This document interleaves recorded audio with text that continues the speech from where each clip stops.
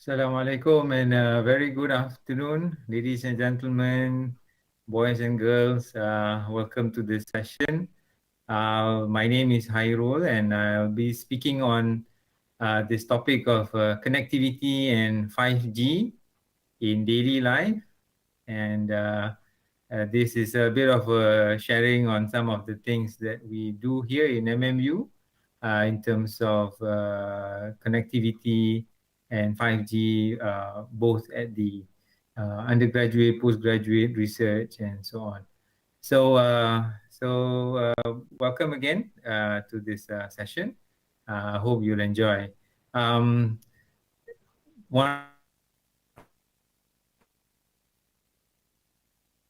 that I share with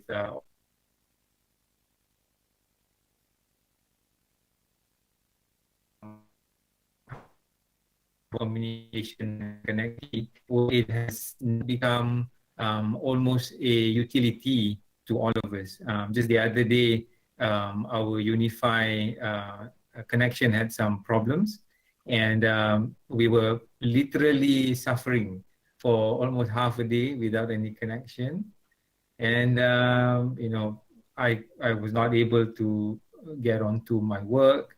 My kids were not able to attend their classes, and so on and so forth. But then again, we also fail to realize that the need to communicate and to connect to one another has actually been a necessity right from the beginning. I think this very simple comic would probably illustrate to all of you right from the beginning. Our forefathers had always the need to communicate and to relate to one another, to share information, and so on and so forth. So yeah, so I guess we are just today continuing with the trend, evolving, of course, with new technologies in the horizon. We see new applications and new forms of communication. But as I mentioned, our forefathers have always had the need to communicate and to relate to one another.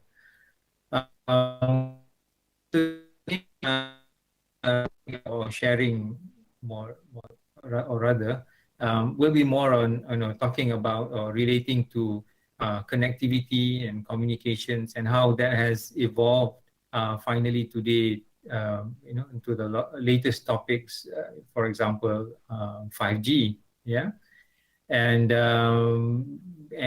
today we see, I think not too long ago, about 10 years ago, or maybe, yeah, we've always had that dream of having one single device that would bring about all our communication needs, and take pictures with it, and so on and so forth.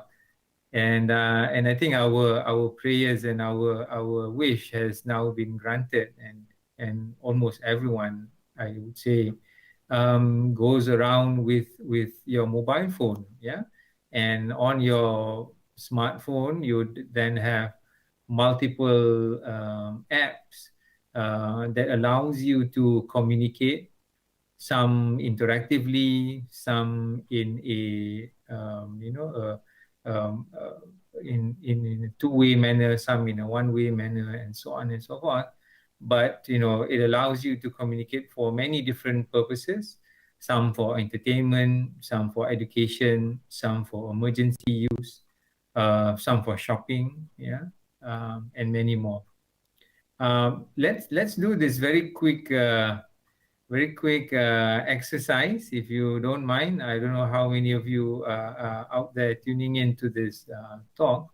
If you would just go to www.menti.com, yeah, and on that website, key in this code 76113926.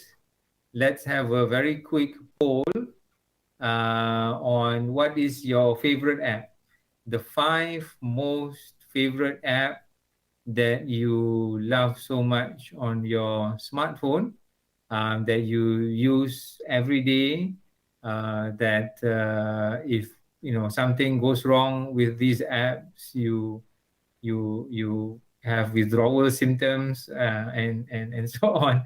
So let's hear this for the next 1 or 2 minutes. Let's see, if you are out there tuning into this talk today. Let's see some of your favorite apps. So we now have a few here. We have WhatsApp, Facebook, Lazada, Twitter, and Shopee.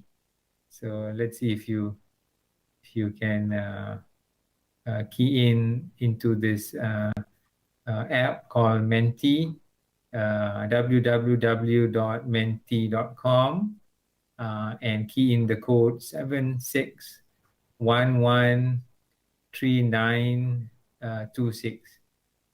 It's just a fun activity, honestly, just to see um, what kind of favorite apps do you have out there.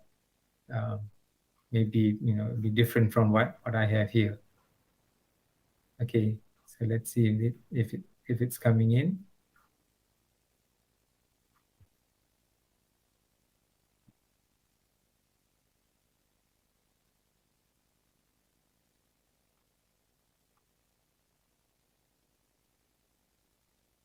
Just give it another minute, and we'll move on.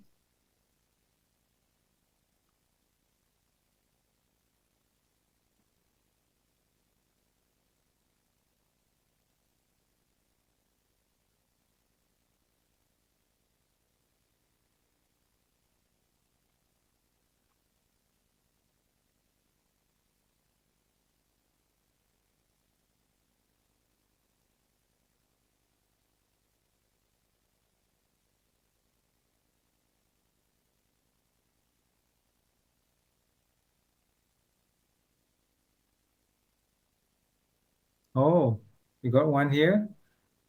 Seems to be WhatsApp heading the list. Let's see, we have another one. Oh, we got another one. Okay.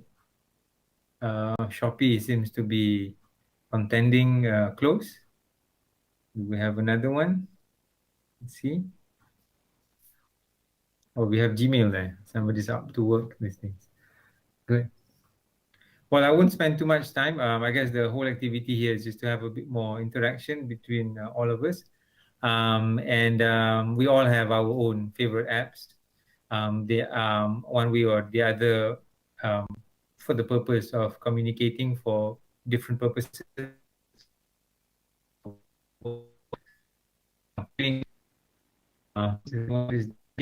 Yes, nice. We have Grab, we have LinkedIn, uh, WhatsApp is still there. Of slight this apa ni? What's it called? Typo. But then again, so my point is that we all need to communicate for different purposes, and there are all these different apps out there. Some for more religious purposes, some for shopping, some for just social communication, some for work, and so on. Now, if I can just quickly, go into a bit more detail, what really happens behind those apps that we love so much, whether it is WhatsApp, or whether it is Tilawa, or whether it is Lazada, Shopee, and so on and so forth. Um, all these apps rely on the internet, yeah. And what really happens on the internet is that it relies on the telecommunication network that allows the user on one side to be talking to each other. And of course, one of the main side will be the server, yeah, and they communicate through different nodes on the telecommunication network, and all these nodes are linked together through some form of transmission link or communication channel. So if we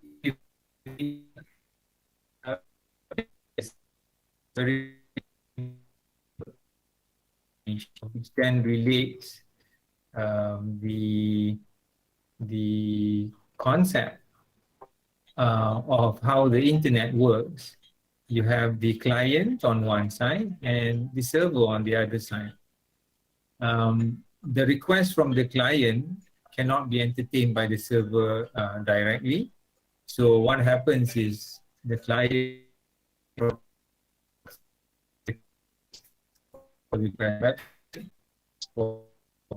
and so on and so forth. And the server then replies and provides the feedback to the request. And all this is happening through, as we saw earlier, through this communication channel. Yeah. So moving on, if we were to go a bit more deeper, what really happens in the communications between the client and the server is what we call as packet communications. These you can think of as envelopes of information, and the information that is in those envelopes are essentially in digital form. They are a bunch of ones and zeros that represent requests. They represent information responding to that request. It could be an email that you send out. It could be a message on WhatsApp. It could be your favorite perfume that you order on Shopee, and so on and so forth. It could be anything. So all the information that travels on the internet between the client and the server is in the form of these little packets that transcends, that propagates, that gets transmitted on the telecommunication network. And each of those packets contain digital information, a bunch of ones and zeros that represent all this transaction. Yeah. And if you go a bit further out, you'll realize that the telecommunication network is an ensemble of various technologies, ranging from mobile communications, whether they are the earlier generation of 3G, 4G, and so on. And you'd have also the wired, as opposed to the wireless. You have also the wired telecommunication network, connecting between the client and the server, so that that's how the internet works, and that's how communication and traffic travels on the telecommunication network.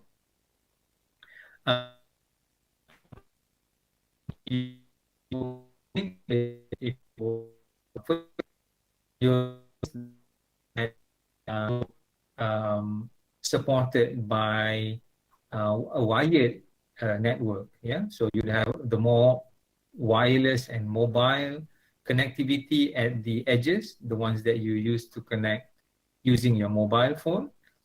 But then again, at the core network, you would have fiber optic links linking between different nodes in the country that allows traffic communications between client and server locally, and also some of them going out internationally. So you'll see this diagram here showing the current Pacific Ocean fiber optic submarine cable connecting not only locally in any country, but also connecting regionally and and between different continents. Yeah. So if you are Googling something today, yeah, or using your Chrome, your mobile phone, searching on Google or any other platform, it's highly likely that that traffic would have that packet of information requesting for a search would have traveled across the Pacific Ocean to a server, uh, maybe in the US. So on the West Coast, you'd have California, for example, or maybe even a server in Japan or in Korea, and so on and so forth. So this huge network of fiber optic cables um, is also part of the telecommunication network that provides for the internet that we love so much today. Yeah. Here's a look at the Optic. Yeah. So what we saw earlier was more on the Pacific Ocean. You'd see some here, also on the um, African continent, yeah, the Middle East, South America, and so forth, so on and so forth, also covering the Atlantic Ocean. Yeah. So the idea here is basically what I'm trying to relate is that the internet that we love so much relies on the internet protocol that uses packet communication, although they rely on the wireless network, but also on the submarine fiber optic cable network. Yeah. So this is I have to be frank. This is my research area, something that I love to look into. So just to introduce you to you quickly, for those of you who've not seen a fiber optic cable before, yeah. So the cable might be a bit bulky for the purpose of sort of protection and making sure that it can survive, the hazardous and very the situation under the sea. But the actual strand of optical fiber that allows light to travel in them, carrying these little packets containing bunch of ones and zeros, are really very small. If I was to be a bit more precise, if you look at the diagram on the bottom right, this is how the single fiber optic strand, which is made from glass, by the way, looks like. And it has the center, which is called the core, and the surrounding, the core is what we call as the cladding, also made from glass. Um, and this fiber optic strand is really small. And as I mentioned, if I can be a bit more precise, the diameter of the cladding is 125 microns, and you can think of this, comparable to your hair. Yeah. So of course, some people have thicker hair, some have thinner hair, but then again, it's the point is, it's really small, and it's comparable to our hair. And the kind of bandwidth that these fiber optic cables allows traffic to travel in them is by far much higher than the good old copper cables that we used to have connecting our telephones at home to the telecom exchanges close by. Yeah.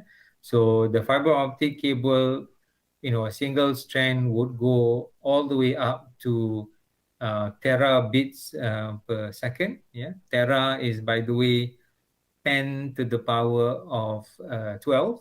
Yeah. So you would have gigabits, 10 to the power of 9.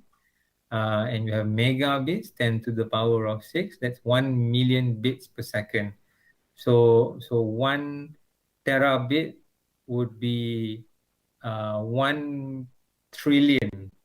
Yeah, that would be 1 trillion, uh, 1 trillion bits per second. And for one strand of fiber optic cable would be hundreds of terabits per second. So that's the kind of bandwidth that a fiber optic cable that allows light to travel between them. And of course, it's much faster, as the notion or the phrase traveling at the speed of light has always brought us this idea of how fast light travels, is the speed that traverses in the fiber optic cable, allowing us to have a really huge bandwidth, very speedy communications between clients, servers, users, servers, and so on and so forth. Yeah. So what really happens in the fiber optic cable is that, as some of you who are in your secondary school, taking up physics, probably you come across this concept of total internal reflection. Yeah, Snell's law. I won't go into the maths, of course. But what happens in total internal reflection is that it allows light to be reflected at the boundary between the core and the cladding, so much that this series of reflection continues all the way throughout the fiber optic strand, allowing light to travel from the transmitting end all the way to the receiving end. Yeah.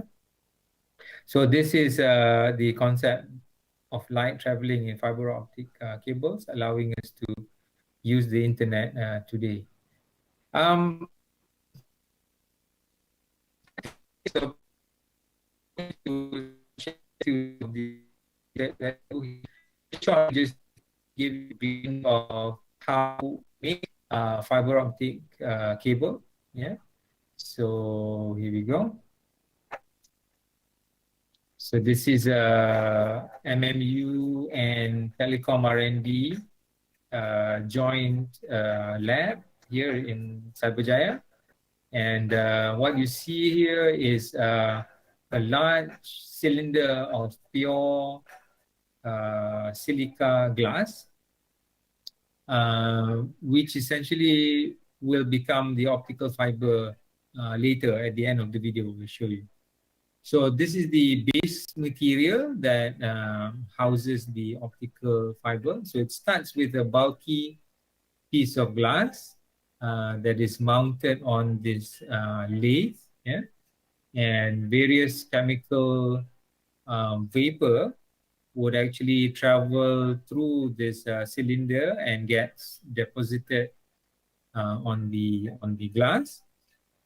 Depending on what kind of optical fiber you are trying to fabricate, we will design and choose them wisely to eventually make up the fiber that is intended to be used.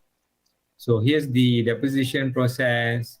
The solution doping process comes next. This is where it's intended to be used as an optical amplifier. Yeah, so light can travel longer distances. For example, you see fiber optic cables on the in the submarine cables is being used in intercontinental communications. Yeah. So this large piece of glass is later on heated, and it will then make up a solid piece of glass that later on we will then mount on what we call as a cooling tower. So here's the tower. The glass is melted through this furnace. Yeah, it's a very high temperature ranging at about 1,600 to 2,000 degrees Celsius. And as the fiber melts, we then pull the melted glass into the right size. As I mentioned, roughly about 125 microns. That's very small, 10 to the power of -6 meters. Yeah. Okay, good. So I hope you enjoyed that short video, just to give you an idea of how optical fibers are being made. So the optical fibers would, provide the communications in the form of a wired connection, connecting between clients and servers, essentially. But recall this diagram that I showed earlier.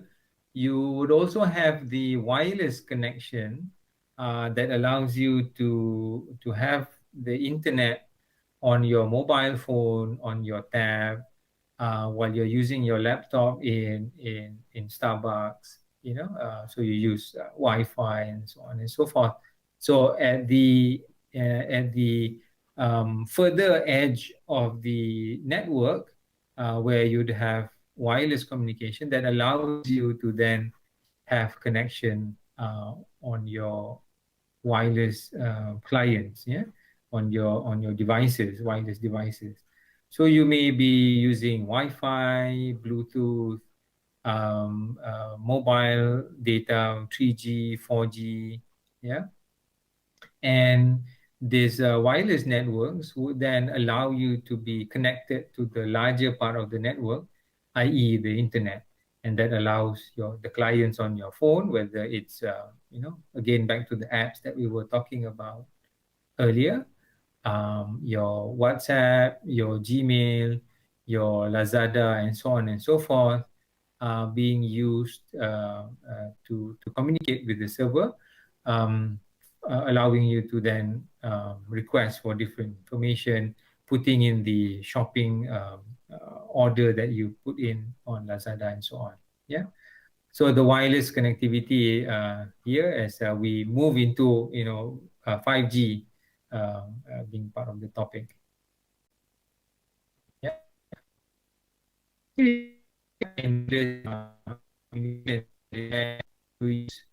Radio frequencies, yeah, and they are in that range between 100 kilohertz to 300 gigahertz.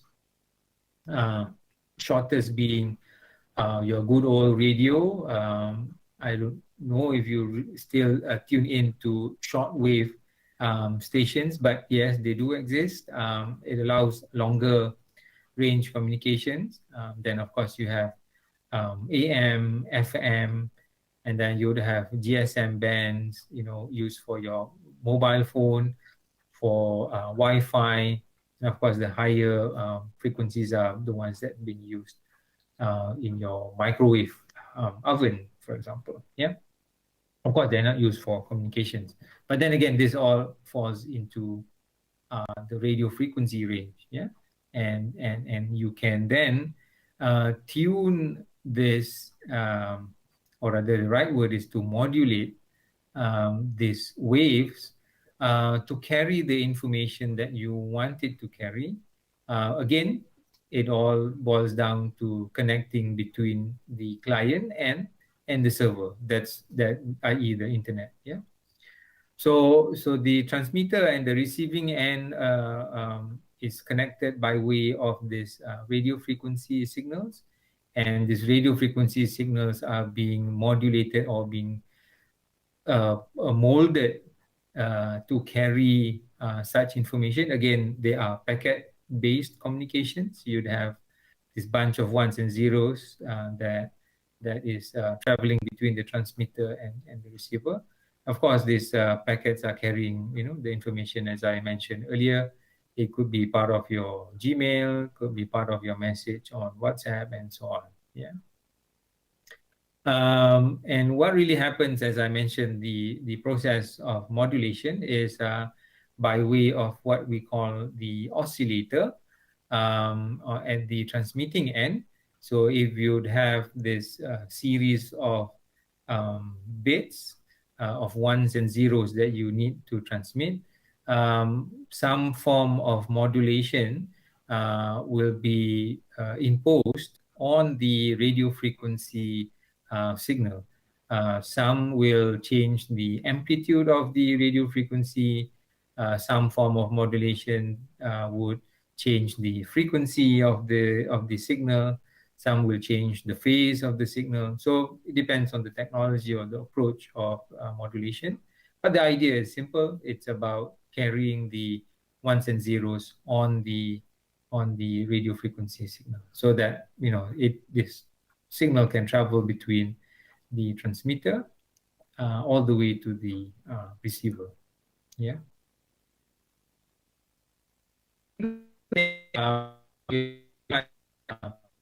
That talk about the internet, talking about internet protocol, packet communications, digital ones and zeros, and the medium being um, optical fiber communication channels, wireless or mobile communication channels, and so on and so forth. So it's now time to, I'm sorry, I don't have a prize to give out, but here's a short quiz on, again, menti.com. So all of you who are out there, if you could just go to this website, www.menti.com, key in that URL, and it will ask you for this code. Please key in 3105 4974. This is to participate in this very short quiz. Yeah. Just again, as I mentioned earlier, for the sake of having this interaction between us, to those of you who are present today in this webinar. Yeah. So let's see, it's 3105 4974. So there's this quiz. The internet is made possible by these technologies. We have first choice mobile communications, optical fiber communications, internet protocol, Wi-Fi, all of the above. Yeah. So make your pick. Oh, here comes the first one. The internet is made possible by these technologies. Okay, the first one we have here saying all of the above. Yeah. So let's wait for more. Wi-Fi. Yes, good. Thank you. Anybody else? Let's give it another 30 seconds to see a few more coming in. So if you're out there listening, tuning into this presentation, if you'd like to participate and interact with me, we have this short quiz asking, the internet is made possible by these technologies. So if you go to menti.com, that's MENTI.com, key in this code 31054974 to participate in this very short quiz. The internet is made possible by these technologies. One, mobile communications. Two, optical fiber communications. Three, internet protocol. Four, Wi-Fi. And five, all of the above. So we have 4 participants. Thank you so much, sir, ladies and gentlemen, boys and girls, for participating. So we have 4 responses. 3 is saying that all of these technologies are made possible. 1 answered Wi-Fi. Yes, that's also true. It's a combination of all these technologies that has, allowed all our experience with the internet today that we love so much. So thank you again for participating. Yeah. So I think it would not be complete if I didn't talk about 5G, because it is part of the title of today's talk. What is 5G? If I can, very quickly illustrate to all of you. We have, I recall my first handphone, not in the 80s. I was not as fortunate as that to have a phone in the 80s. I think my first mobile phone was probably in the late 90s, 99 or 98, which would have been a 2G phone.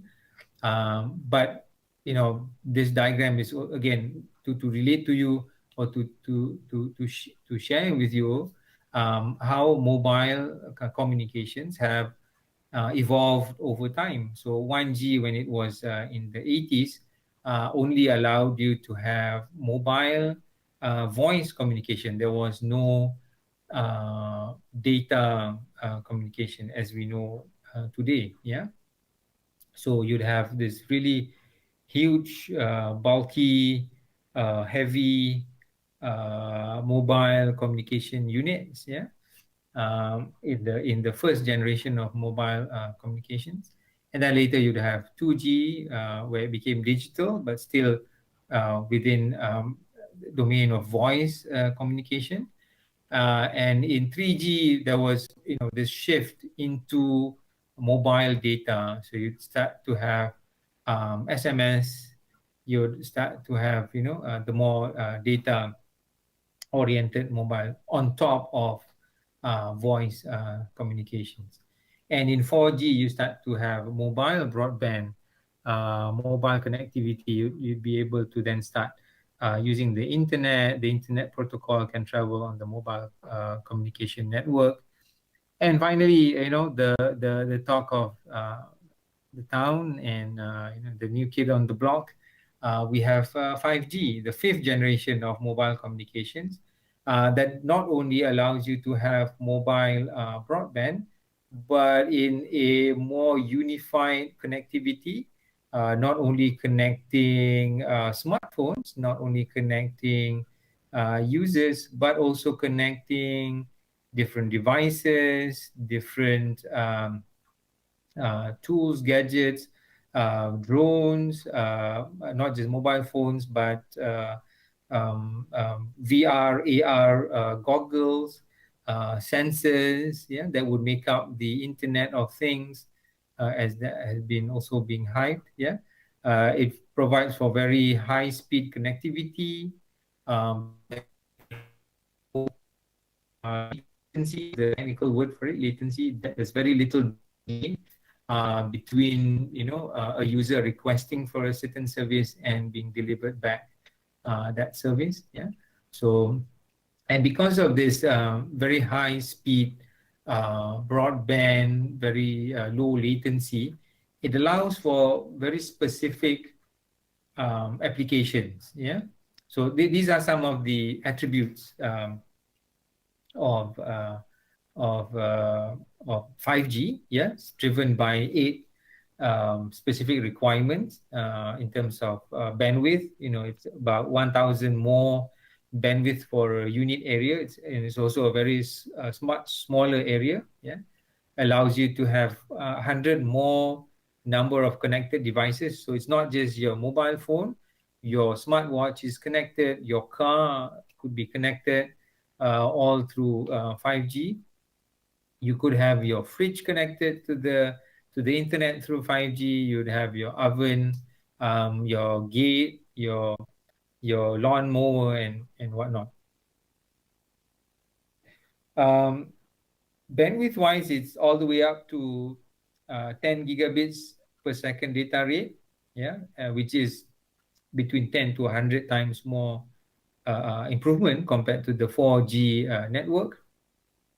Has a greater level of availability, so you would not have or face any disconnectivity, yeah, disconnection when you are on the 5G network. 100% coverage, 90% reduction in usage of energy, allows you to have a longer battery life, power management. So these are all the promises of 5G, which has been talked about, hyped about. It's really close. In the country, we've already had many trial runs, use cases for 5G. The country has decided, the government has decided to deploy the 5G network through a special purpose company, SPV. And very soon we would then all be enjoying the 5G network. So maybe just to give you a glimpse of what it is going to be like with 5G, I have this YouTube video that I thought I'd share with you, and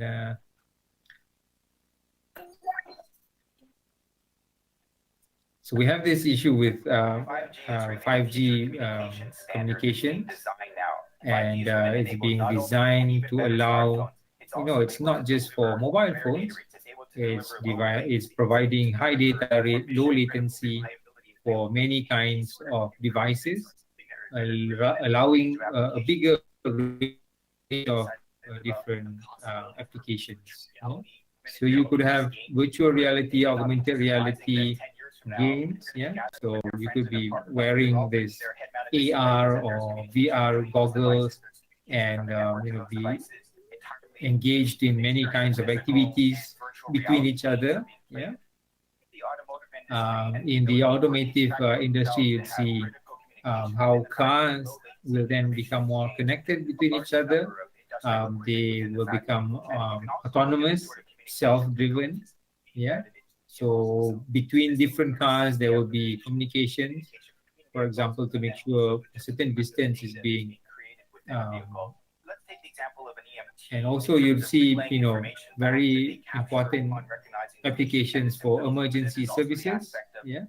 An ambulance carrying a patient will have very fast, low latency communications with the hospital to make sure the hospitals are ready to receive those patients. Uh, and in this case, Qualcomm, one of the providers for such technology, yeah, is providing the means to have 5G technology and applications. Yeah.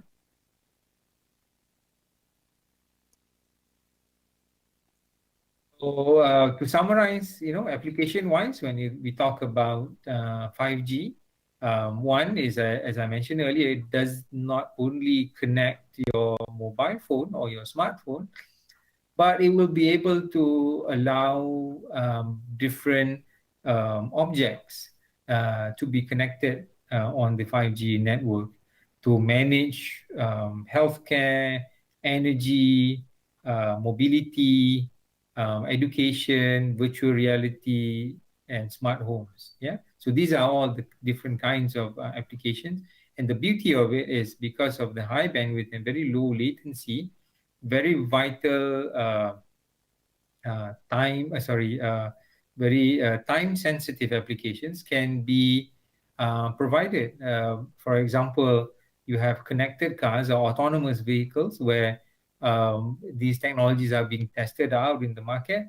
Your car will be self-driven. You don't have to drive your car anymore. With the use of artificial intelligence and very smart sensors, the car is then able to watch out and be able to drive you and your friends and family. But very importantly, the car has to be on a network that is continuously connected, has very low latency, very high bandwidth to ensure the artificial intelligence, the necessary intelligence is being processed in due time to allow the car to react accordingly. I mean, you don't want a self-driven car to you know, be involved in an accident just because there was a glitch in the network. Yeah, so that's the promise that's being brought to us by the 5G technology. Yeah, so these are some of the possible applications. So just to wrap up today's talk, I mean, what I've presented to you here in a way gives you a glimpse of what our undergraduate students would be studying.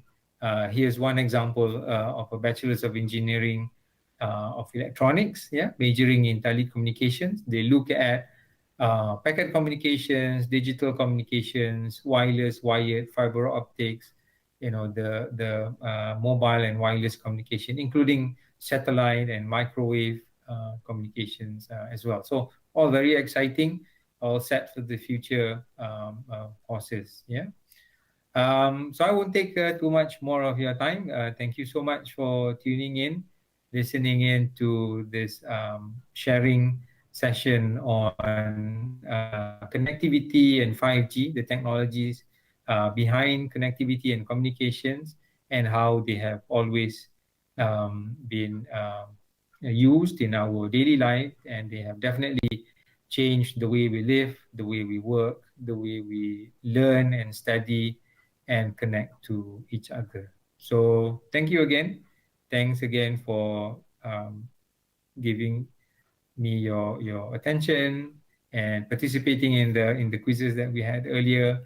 I hope all of you have enjoyed and learned something along the way as much as I have and enjoyed your company. Thank you so much. Tuning off. Assalamualaikum warahmatullahi wabarakatuh. Have a very good evening, good afternoon, and enjoy the weekend. Stay safe. Take care.